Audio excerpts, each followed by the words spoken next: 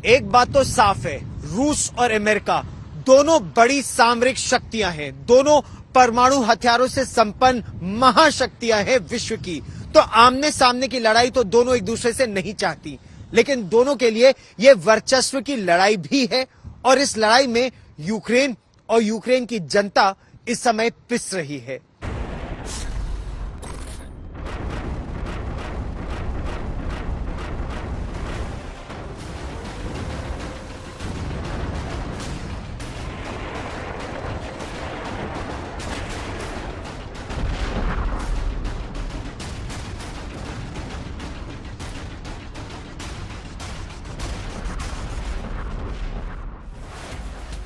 2011 में पुतिन और बाइडेन की मॉस्को में जब मुलाकात हुई तो जो बाइडेन ने व्लादिमीर पुतिन से कहा, मैं आपकी आंखों में देख रहा हूं, मुझे नहीं लगता आपकी कोई अंतरात्मा है।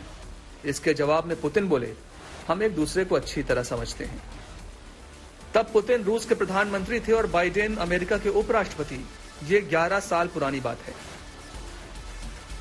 आज 2022 में अमेरिकी राष्ट्रपति जो बाइडेन और रूसी राष्ट्रपति व्लादिमीर पुतिन दोबारा एक दूसरे के आमने सामने हैं, अपने हर कदम से एक दूसरे को हराने की कोशिश करते हुए। बीच में पिस रहा है यूक्रेन।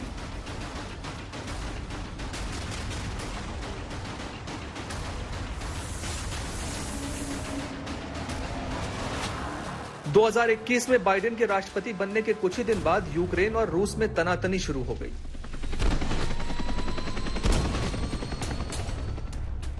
यूक्रेन के डॉनबास्क क्षेत्र में अलगाववादी विद्रोही यूक्रेनी सेना से करीब 8 साल से लड़ रहे हैं, जिनको रूसी समर्थन भी हासिल है। इन सालों में यूक्रेन की विद्रोहियों के कब्जे से लुहांस्क और डोनेट्स्क लेने की कोशिशें नाकाम साबित हुई।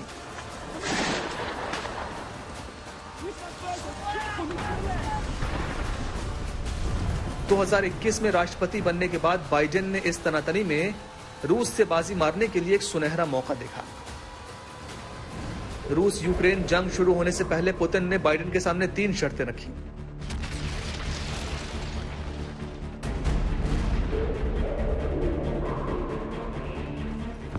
पहली, यूक्रेन नेटो में शामिल नहीं होगा। दूसरी, रूसी सरहदों पर नेटो देश स्ट्राइक वेपन्स तैनात नहीं करेंगे। और तीसरी, यूरोप में नेटो का मिलिट्री इंफ्रास्ट्रक्चर 1997 से पहले जैसा था वैसा किया जाएगा। यानी जो देश 1997 के बाद नेटो सदस्य बने हैं, वहां से मिलिट्री इंफ्रास्ट्रक्चर हटाया जाएगा। बाइडेन को इसमें अमेरिका का फायदा नजर नहीं आया, लिहाजा रूस की मांगें पूरी नहीं हुई और जंग शुरू हो गई।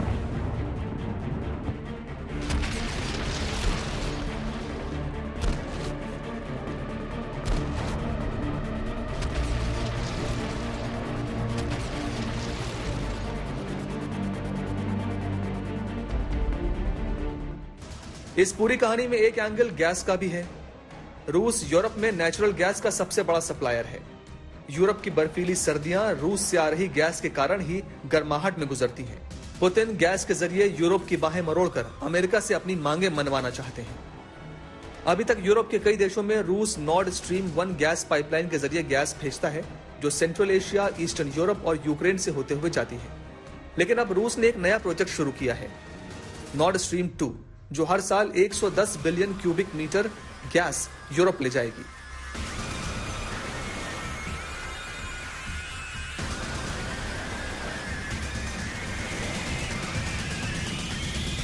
ये पाइपलाइन गल्फ ऑफ फिनलैंड और बाल्टिक सागर से होते हुए जर्मनी को जाएगी और यूक्रेन को बाईपास कर देगी। अमेरिका नहीं चाहता था कि ऐसा हो, क्योंकि इससे यूरोप ऊर्जा मार्केट में रूस का दबदबा बढ़ जाएगा। बाइडेन चाहते थे कि जर्मनी भी रूस के गैस प्रोजेक्ट के खिलाफ हो जाए। युद्ध शुरू हुआ और जर्मनी इसके खिलाफ हो गया।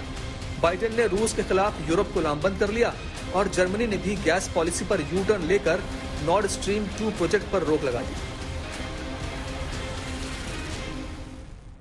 क्योंकि नॉर्ड स्ट्रीम 2 है, नॉर्ड स्ट्रीम 1 जो है वो 55 अरब घन मीटर गैस रूस से हर साल जर्मनी को और देशों को, यूरोप को और देशों को सप्लाई करता है। और नॉर्ड स्ट्रीम 2 जो है वो 110 अरब घन मीटर प्रतिवर्ष। लेकिन नॉर्ड स्ट्रीम 2 तो अभी चालू ही नहीं हुआ है, पूरा हो गया है, लेकिन ऑपरेशनलाइज होने में अभी उसमें समय था। इससे पहले ही नाटो ने उसको बंद कर दिया। तो नॉर्ड स्ट्रीम 2 भले ही बंद हो गया, लेकिन नॉर्ड स्ट्रीम 1 चालू है और उससे जर्मनी को निर्बाध रूप से सप्लाई जा रही है। बाइडेन को इस जंग में एक दूसरा फायदा भी है।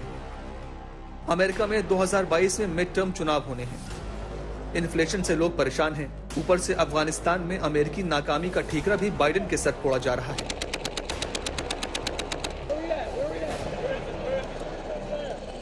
ऐसे में सेनेटर्स चुनने के लिए मध्यावधि चुनाव से पहले बाइडेन यही चाहेंगे कि अमेरिकी मीडिया का ध्यान रूस पर ही लगा रहे।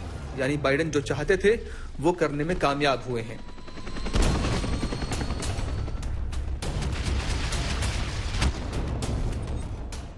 इसका मध्यवर्ती चुनाव जो होंगे नवंबर में, उस पर कितना असर पड़ेगा, मेरे ख्याल ये कहना अभी बड़ा मुश्किल है।